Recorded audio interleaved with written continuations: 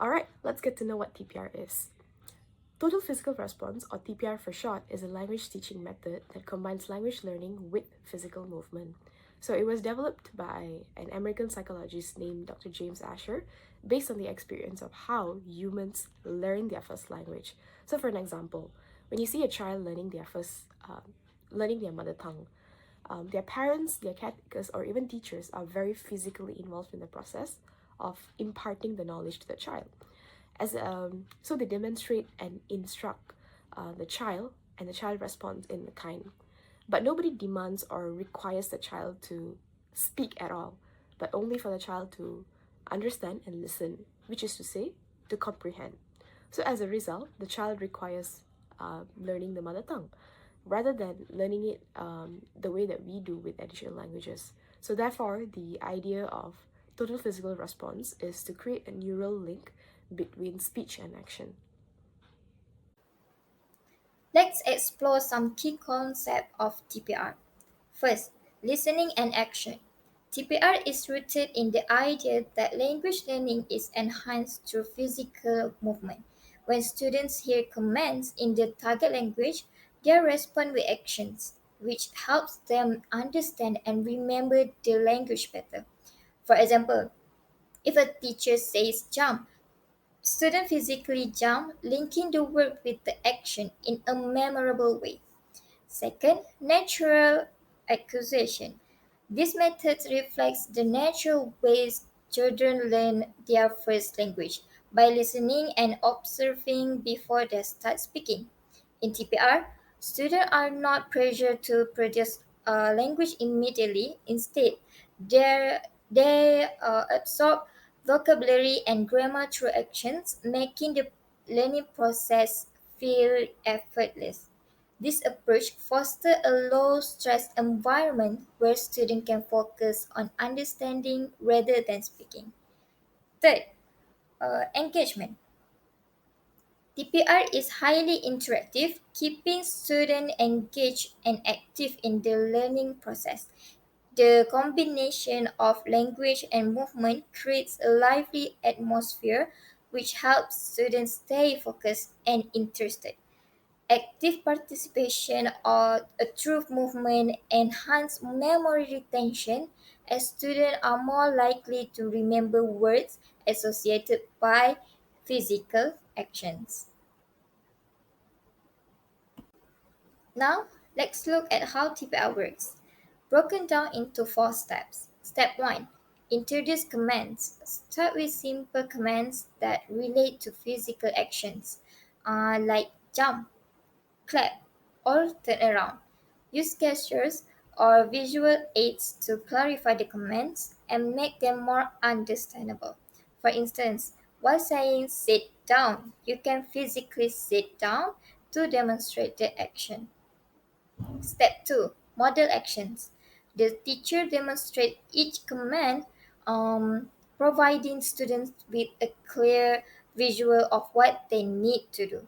This modeling is crucial as it allows students to see the connection between the language and the action, reinforcing their understanding. Step 3. Practice. Students practice by following the commands initially with the teacher acting alongside them. This collaborative approach builds confidence as students feel supported while they learn. As they become more comfortable, the teacher gradually reduces their participation, allowing students to respond on their own. Step 4. Gradual progressions. As students gain proficiency, introduce more complex commands or sequence such as jump 3 times and then turn around. This gradual increase in difficulty helps scaffold their learning, making it easier for them to put on their skills and gain confidence in using the language. Next are activities in TPR. There are few activities listed. First and foremost is command games. which is simple action based game using verbal commands. For example, Simon says. Next is story acting, where students act out short stories or scene using physical movement. Whereas for group activities, collaborative tasks like obstacle courses or team-based instruction.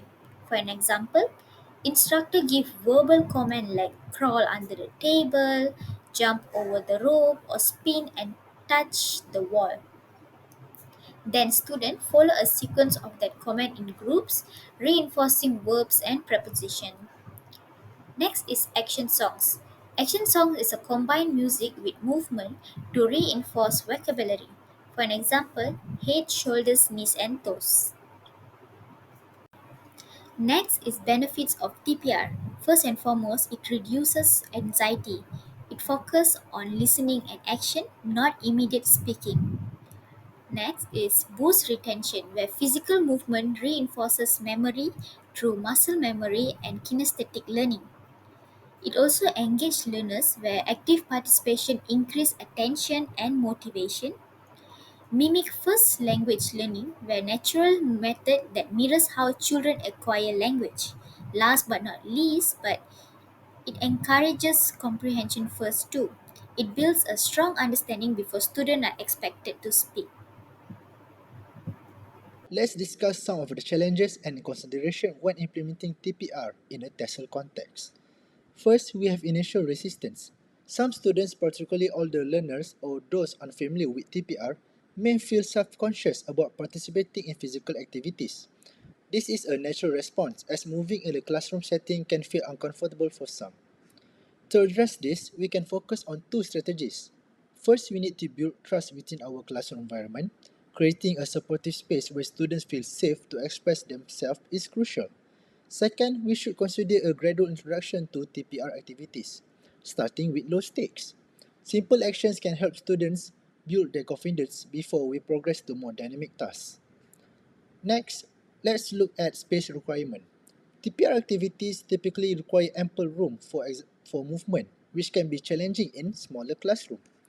To tackle this issue, we can rearrange our classroom layout to create open space for activities. Additionally, we might need adapt activities to fit the available space.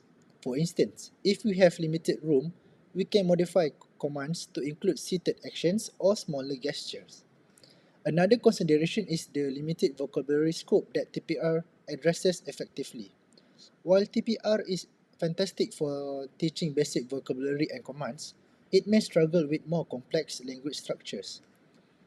One strategy to overcome this is to integrate TPR with other teaching methods.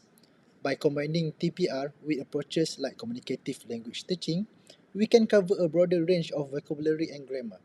Furthermore, we should focus on contextual learning, using TPR to introduce vocabulary in context, then following up with traditional exercise can help students explore deeper meanings and uses. In conclusion, while TPR has its challenges, addressing this consideration can lead to a more effective and enjoyable language learning experience. It's more important to maintain a balanced approach that embraces flexibility and creativity. By doing so, we can successfully implement TPR in our classrooms and enhance our students' language learning journey. Next, let's discuss the groups of students for whom TPR is particularly effective. First, we have young learners. TPR is especially beneficial for preschool and early elementary students.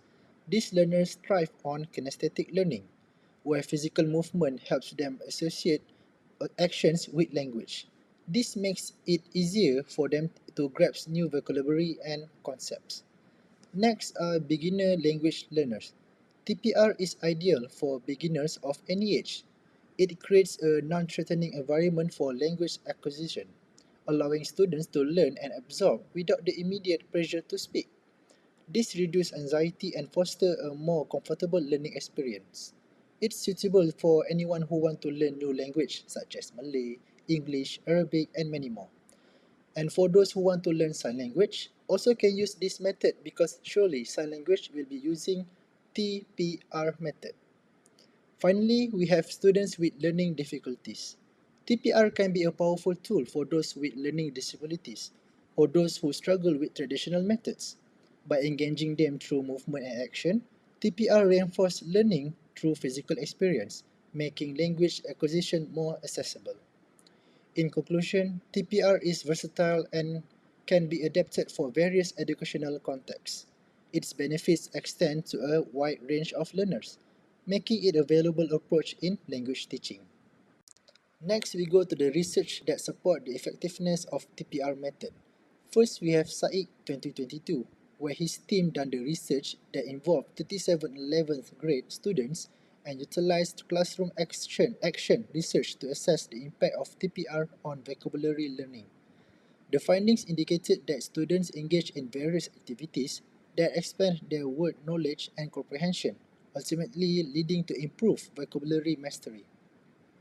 Next is Linlin and Jamaluddin 2024, where they highlighted that TPR not only aids vocabulary acquisitions but also enhance students' overall language skills, including listening and speaking. And lastly, Share 2021 examined the effectiveness of TPR in teaching English vocabulary to young learners and found significant improvements in retention and engagement compared to traditional methods. In summary, TPR significantly enhanced language learning by integrating physical movement into the process. This approach not only improves vocabulary retention but also facilitates a deeper understanding of the language. Moreover, TPR supports diverse classrooms by engaging all students, which helps to reduce anxiety and create a more inclusive learning environment.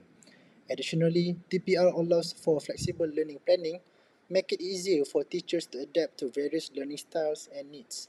More importantly, it boosts to the motivation, encouraging them to participate actively in their language learning journey.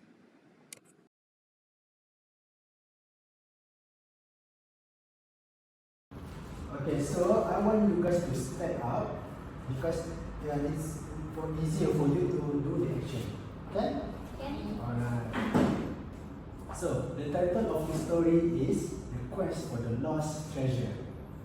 In a small coastal town, a group of friends discovered an old map in the area. As they unfold it, good, they felt a surge of excitement. Let's explore the cave near the cliff. Let's explore, suggested Mia, her eyes sparkling with adventure. They packed their bags with snacks, flashlight and water. Pack, good. Each friend grabbed a different item, ready for the journey. Let's grab something. As they walk along the beach, oh yes, the wall, good. They stop to look for clues. Stop. Yes. Look, this rock looks different, said Alex, pointing excitedly. They climbed up the rock path to the cave entrance. Yes, climb. The cave darkened as they ventured inside. Yes, darkened. Inside the cave, they shined their flashlight around and saw ancient drawings on the walls. Shine. And then what? I repeat, they shine their flashlight around and saw ancient drawings on the walls. Yes, see. Good. They must be clues, said Sarah, as they solved the riddles. Good. They felt a rush of adrenaline. Yes, felt. With a collective effort, they pulled it out. Pull, yes, good. When they opened the chest, open, good. It was filled with glittering coins and jewels. They cheered in turn. Cheer, yes. Exhilarated, they decided to share the treasure with their town. Yes, good. Realizing that the adventure was even more valuable than the treasure itself. The end.